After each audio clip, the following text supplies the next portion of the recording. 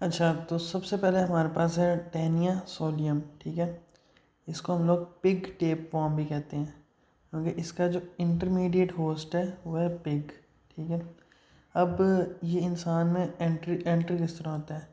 Injection of eggs और लार्वे, ठीक है। टैनिया सोलियम के एग या लार्वे जब इंसान के जिस्म में जाएंगे तो वो इससे अफेक्ट होगा। तो एंट्री होती है किस तरह? अब जो एग्स और लार्वे, अब जो लार्वा है ना इसका, वो अंडर कुक्ड पोर्क के ज़रिए बॉडी में एंटर होता है, ठीक है। मतलब कि ये हमारे पास पिग है, ठीक है। उसकी अंदर पिग में मौजूद है इसका लार्वे, ठीक है। अगर वो हम लोगों ने अंडर कुक मतलब प्रॉपरली कुक नहीं हुआ और वो खा लिया तो क्या होगा कि इंसान के अंदर भी चला जाएगा वो लार्वे, और उससे क्या होगा? नोज़िया मतलब वॉमिटिंग वगैरह और एब्डोमिनल पेन, ठीक है। उसके बाद इंजेक्शन और उसके बाद इंजेक्शन ऑफ एग्स। अब एग्स किस तरह से? जो ह्यूमन फीसिस है ना, ठीक है, उनमें मौजूद है क्या चीज़? Eggs of taenia solium. अब अगर फूड हो कंटेमिनेटेड विद ह्यूमन फीसिस तो उसमें भी क्या होगा कि एग मौजूद होगा, और अगर वो फूड कोई बंदा खा ले तो उसमें भी एंटर हो जाएगा एग, और इस तरह से अफेक्ट हो बॉडी इफ़ेक्ट हो जाएगा। और इट कॉजेस सिस्टोसिरकोसिस, सिस्टोसिरकोसिस, ठीक है। इसमें होता है कि infection in muscles tissue, heart tissue, skin tissue, liver tissue और लंग्स टिश्यू। अच्छा, ये अब इट ऑल्सो कॉजेस न्यूरोसिस्टिसरकोसिस। अच्छा, अब हो क्या रहा है? ह्यूमन की फीसिस में क्या मौजूद है? एग। अब eating food contaminated with human faeces, और वो ह्यूमन में गया और ह्यूमन को क्या हो गया? टैनिया सोलियम के इंसान के जिस्म में चला गया, ठीक है। अच्छा, नेक्स्ट हमारे पास है टैनिया सैजिनाटा, ठीक है। ये है बीफ टेप वॉर्म, ठीक है। बीफ टेप वॉर्म मतलब इसका जो होस्ट होगा, इंटरमीडिएट होस्ट, वो कौन होगा? कोई बैल या कोई गाय वगैरह, ठीक है। तो अब सेम इसकी भी इसी तरह से एंट्री है जिस तरह से टैनिया सोलियम की थी। किस तरह?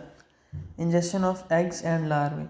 अब इसका जो लार्वा है ये किस तरह से एंटर होगा? अगर अंडर कुक बीफ हम लोग खा लें, उस बीफ के अंदर मौजूद होगा क्या? लार्वा ऑफ टैनिया सैजिनाटा, और ये भी तो कॉज क्या करेगा? नोज़िया और एब्डोमिनल पेन, ठीक है। मतलब काउ में क्या है? लार्वी अंडर कुक्ड अगर रह गया तो वो ह्यूमन में चला जाएगा।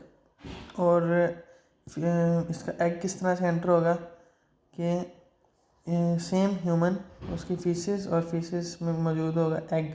अगर हमने वो खाना खा लिया जो कि फीसिस से कंटेमिनेटेड है तो क्या होगा? ह्यूमन में एंट्री हो जाएगी एग की, टैनिया सैजिनाटा की। बस दोनों में फ़र्क क्या है कि एक दोनों में इंटरमीडिएट होस्ट, मतलब यहाँ पे कैटल है, ठीक है, यहाँ पे पिग, और it does not cause cysticercosis. It does not cause cysticercosis मतलब इसमें सिस्टिसरकोसिस नहीं होता, जो कि क्या था? Infection in muscle tissue, heart tissue, skin tissue, सही है। अच्छा, इसके बाद हमारे पास है डाइफेलोबोथ्रियम लैटम, ठीक है। डाइफेलोबोथ्रियम लैटम, ये क्या है? फ़िश टेप वर्म, मतलब इसका इंटरमीडिएट होस्ट क्या है? फ़िश, ठीक है। बस ये एक जनरल इन्फॉर्मेशन है, it is the largest tapeworm, ठीक है। अच्छा, अब इसमें क्या होता है कि injection of larvae in raw fish और under cooked fish enters larvae in the body. अब रॉ फिश मतलब कि कच्ची फ़िश या फिर अंडर कुक फ़िश, वो अगर इंसान खा ले तो उसमें क्या एंटर हो जाएगा? लार्वा। तो ये मौजूद किस में था? फ़िश में, और एंटर हो गया बॉडी में। अब इससे होता क्या है? डायरिया और एब्डोमिनल पेन, ठीक है। सेम जो कि पहले वाले दो के भी सिम्टम्स हैं। इसमें एक थर्ड चीज़ क्या हो रही है? Vitamin B12 deficiency.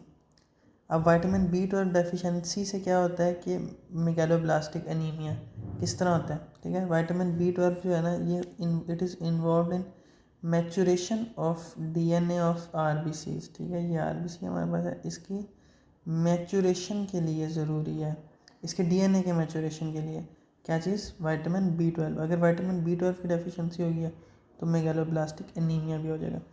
ये हमारे पास फ़िश है, फ़िश में मौजूद है लार्वा अंडर कुक्ड अगर हम लोगों ने फ़िश खा लिया तो वो एंटर हो जाएगा ह्यूमन में और इंसान अफेक्ट हो जाएगा किससे, डाइफेलोबोथरियम लैटम से। अच्छा नेक्स्ट है हमारे पास इकेनोकोकस ग्रैनुलोसिस, ठीक है, इकेनोकोकस ग्रैनुलोसिस। इसमें इंटरमीडिएट होस्ट क्या है, शीप, ठीक है, ये शीप टेपॉन। अच्छा इसमें अब क्या होता है कि injection of eggs in food that is contaminated with dogs faeces, ठीक है, यहाँ पे हम लोगों ने शीप का है, यहाँ पे डॉग्स फीसिस बोल रहे हैं हम लोग, ठीक है। तो क्या रिलेशन है मैं पता।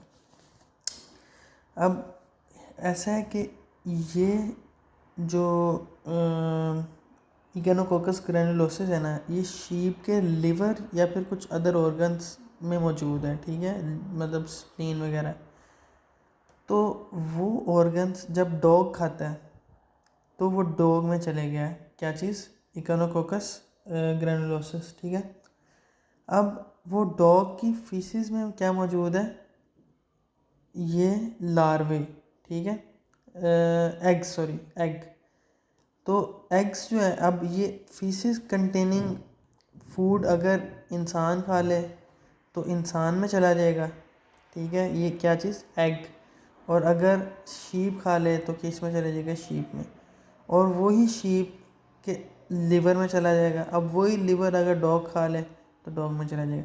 इसका इंटरमीडिएट होस्ट कौन है, शीप, मतलब कि इसकी ग्रोथ सारी जो एग से लार्वे में होनी है वो किस में होनी है, शीप में। और डॉग इधर क्या है, डेफिनेटिव होस्ट, ठीक है जी है। और ह्यूमन भी एक किस्म का डेफिनेटिव होस्ट ही है।